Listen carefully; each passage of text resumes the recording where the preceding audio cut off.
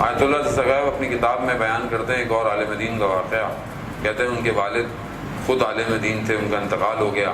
ان کے خواب میں آئے اور انہوں نے اپنے والد سے پوچھا کہ والد محترم یہ بتائیے، عالم برزخ جو انسان مرتا ہے اور جب تک قیامت نہیں ہے ایک اور عالم کے اندر روح ہے انسان کی، اسے کہتے ہیں عالم برزخ. عالم برزخ میں عذاب کیسا ہے، عذاب کس طرح کا ہے؟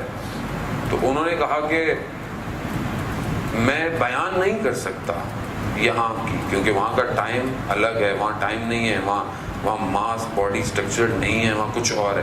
لیکن کہتے ہیں میں تمہیں ایگزامپل کے طور پر سمجھانے کے لیے کہ تم سمجھ سکو کہ عذاب بالکل ایسی جیسے انسان ایک پہاڑ کی وادی کے اندر پھنسا ہوا ہو، جیسے یہاں بھی وادیاں ہیں، پہاڑ ہیں، چاروں طرف پہاڑ ہو، درمیان میں آدمی ہو اور بھیڑیے اس کے پیچھے لگ جائیں، فرار نہ کر سکے. عذاب عالم برزخ میں ایسا ہے.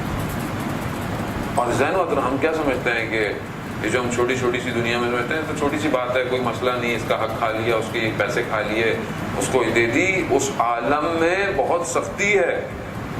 شہید دستگیر بھی ایک اور جگہ بیان کرتے ہیں، دو جوان، پرانی بات ہے، زیارت پر جا رہے تھے کربلا، راستے میں حملہ ہو گیا، ایک مر گیا، ہلاک ہو گیا، دوسرے کو واپس آنا پڑ گیا. وہ جو ہلاک ہو گیا وہ خواب میں آیا اور اس نے دیکھا کہ وہ بڑے جنت، بڑے ہریالی سے باغ، تو انہوں نے زیارت پہ جا رہے تھے، مقصد نیک تھا تو اس لیے اللہ نے یہ عطا کیا.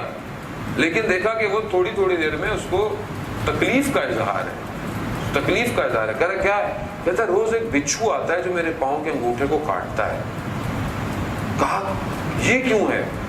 کہا وہ ایک دوست کے گھر میں گیا تھا اور اس کے گھر پھل کاٹنے والی جو چھری ہوتی ہے وہ خوبصورت تھی، وہ میں نے بغیر اجازت کے اپنی جیب میں رکھ دی تھی. یہ وہ اس چھوٹی سی چیز دنیا میں کیا اس کی کیا قیمت ہے، وہ چھوٹی سی چیز ہے جو مجھے روز بچھو آ کے کاٹ رہا ہے. اس نے کہا کہ جاؤ میرے گھر میں میری زوجہ سے کہو فلانی جگہ پڑی ہے، جا کر وہ میرے دوست کو دو، واپس دو، معافی مانگو اس سے.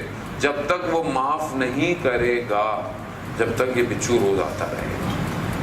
عزیزان محترم، زندگی ظاہراً بہت آسان نظر آتی ہے لیکن یہ اتنی آسان نہیں ہے. ہم بڑے زبان سے کسی کو، اپنی زبان سے کسی کا دل دکھا دیتے ہیں، زبان سے کسی کو تکلیف دے دیتے ہیں، سوچوں سے کسی کو تکلیف دے رہے ہیں. ہم ذہنی طور پر بھی بعض اوقات لوگوں کے لیے نیگیٹو ہیں، ہر وقت جس کو دور سے دیکھا نیگیٹو.